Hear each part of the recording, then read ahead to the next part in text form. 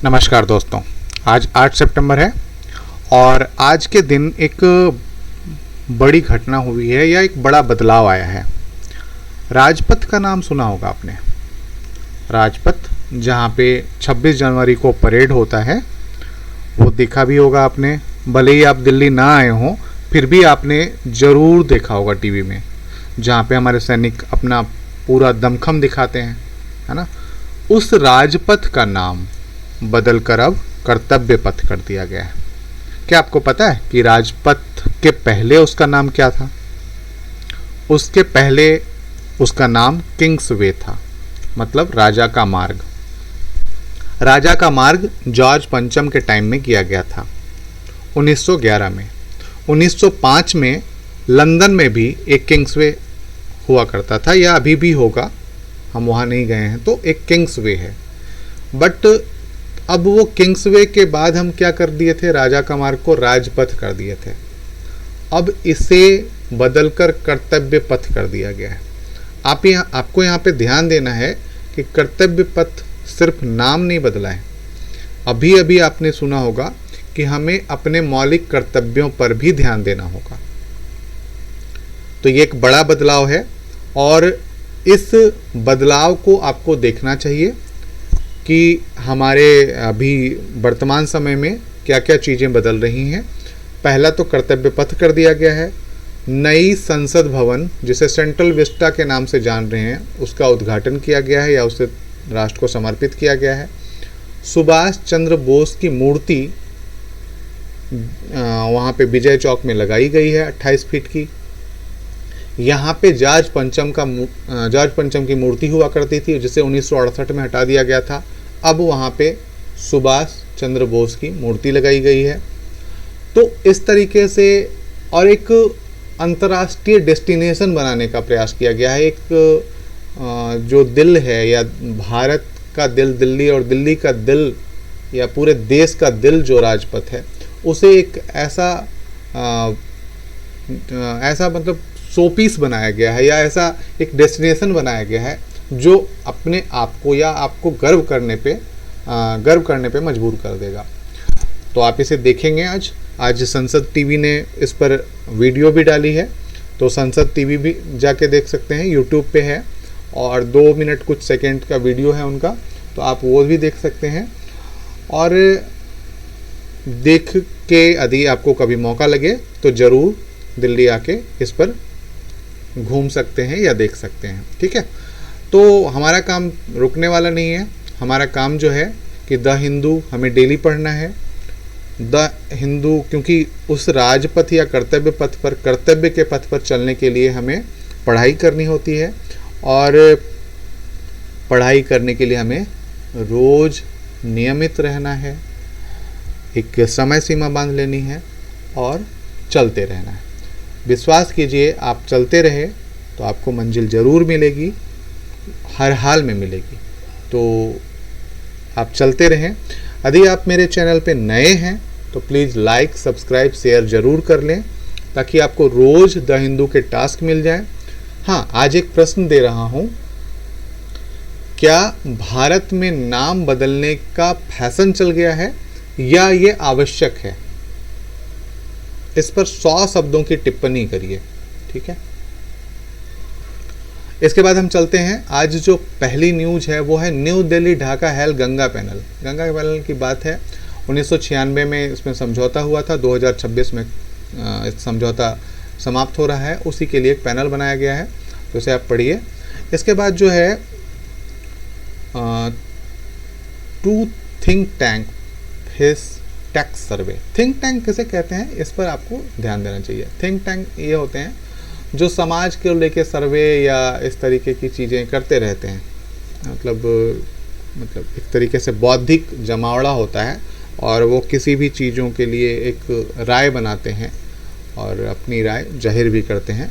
तो इन पे टैक्स सर्वे हुआ है कि आमदनी, और उसमें वो मामला अलग है कि कितनी आमदनी हुआ, क्या खर्च हुआ, इस पर टैक्स का रेट कह लीजिए, सर्वे कह लीजिए, ये हुआ है। इसके बाद जो है Rajpath central Vista launch renamed कर्तव्य पथ। यहीं पे एक न्यूज बना दी गई है और कल ही चूँकि अनाउंस कर दिया गया था कि आज जो है उसका उद्घाटन होगा और कल से आम लोगों के लिए खुल जाएगा। तो ये अच्छी बात है, जैसे आप देखिए।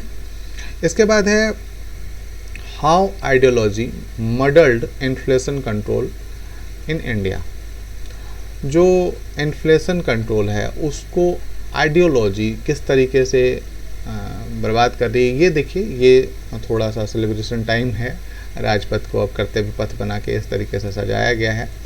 देखिए, गर्व की बात है और हमें खुश होना चाहिए, हमें अच्छा लगना चाहिए कि हमारे समय में ये बड़े बदलाव हो रहे हैं, है ना। तो ये अच्छी बात है।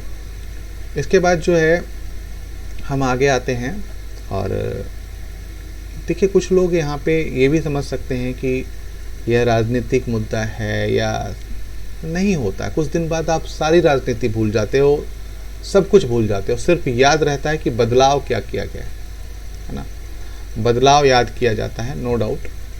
थोड़ी राजनीति तो राजनीति के कारण याद की जाती है, बाकी कोई आम आदमी राजनीति के कारण किसी चीज़ को याद नहीं किया करता। वो सिर्फ और सिर्फ इसलिए याद करता है ताकि बदलाव हुआ था, उसके जीवन में कुछ नया आया था, उसके जीवन में कुछ मिला था, इस तरीके की चीज़ें हो जाती हैं।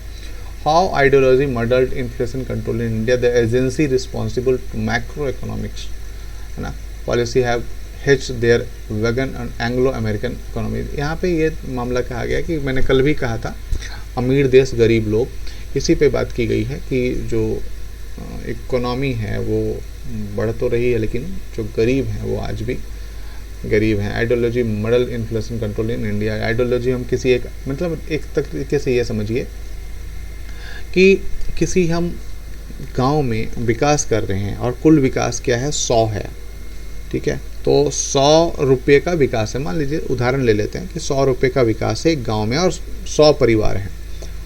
उस परिवार में केवल 3 लोग, जो ऊपर के 3 लोग हैं, उन लोगों ने 90 रुपये का विकास किया है और बाकी जो 97 लोग हैं उन्होंने 10 रुपये का विकास किया है। तो ये समानता आधारित नहीं है, या तो इसी पे एक बात है, अप्रोच है। तो इसलिए चीज़ें करनी है कि क्या कदम उठाया जाता है रिजर्व बैंक द्वारा, क्या किस तरीके के उपाय किए जाते हैं, ये देखना है आपको। उसके बाद the hits and misses and TANGEDCO tariff petition, है ना, Tamil Nadu generation and distribution corporation limited.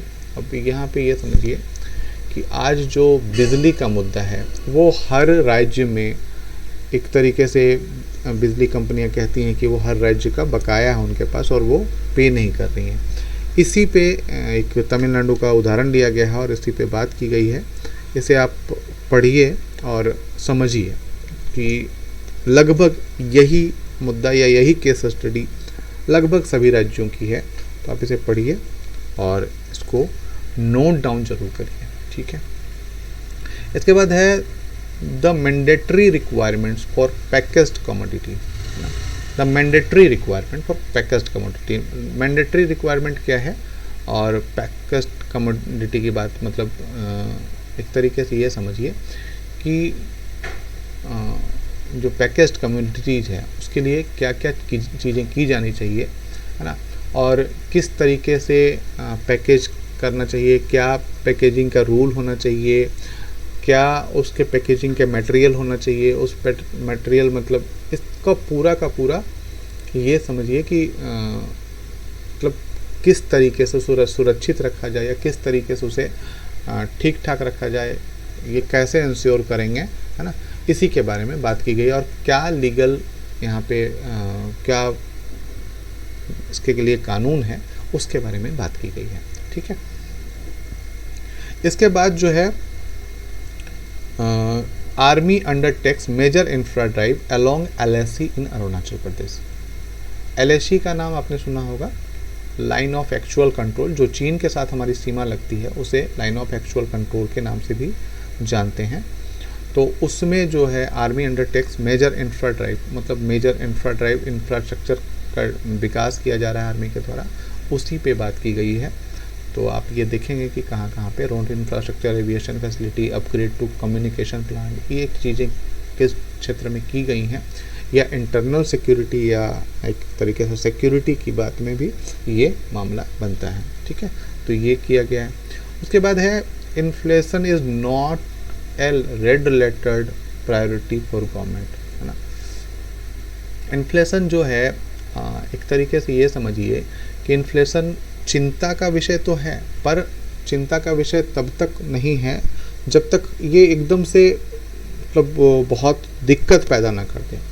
एक चीज़ समझिए कि जब तक इन्फ्लेशन ना रहे, थोड़ी बहुत महंगाई ना बढ़े, तो हमारी जो अर्थव्यवस्था है वो स्थिर हो जाएगी, और स्थिर जब हो जाएगी तो अर्थव्यवस्था का विकास नहीं होता है ना, अर्थव्यवस्था विकास नहीं कर पाएगी।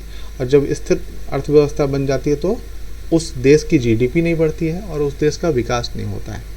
तो थोड़ा बहुत इन्फ्लेशन, जैसे आरबीआई ने कहा है 4+-2, इतना इन्फ्लेशन जो है वो ज़रूरी भी है। तो यहाँ पे कहा गया कि रेड लेटर्ड प्रायोरिटी नहीं है, मतलब एकदम से अनिवार्य रूप से हम उस पर बहुत ज़्यादा ध्यान दें, ये प्रायोरिटी नहीं है। हाँ, कुछ चीज़ें ऐसी हैं जिनको रोका जा सकता है या जिनके लिए काम किया जा सकता है, जैसे बेसिक नीडों में यदि ये होता है तो गवर्नमेंट को ध्यान देना चाहिए, बिकॉज गवर्नमेंट जो है, भारत सरकार जो है वो वेलफेयर स्टेट, भारत जो है वेलफेयर स्टेट है, कल्याणकारी राज्य है, तो उसके लिए आपको काम करना पड़ेगा। ये है और यही था आज। इसके अलावा कुछ और भी नहीं है जो पढ़ा जा सके। बाकी हेडिंग आप लोग देख लिया कीजिए, यदि कुछ लगता है तो एक लाइन लिख लिया कीजिए, बाकी कुछ मत कीजिए। ठीक है, इतना ही बहुत है। यदि इतना कर लेते हैं आप रोज़ तो ये आपके लिए अनफ होगा। ठीक है, धन्यवाद।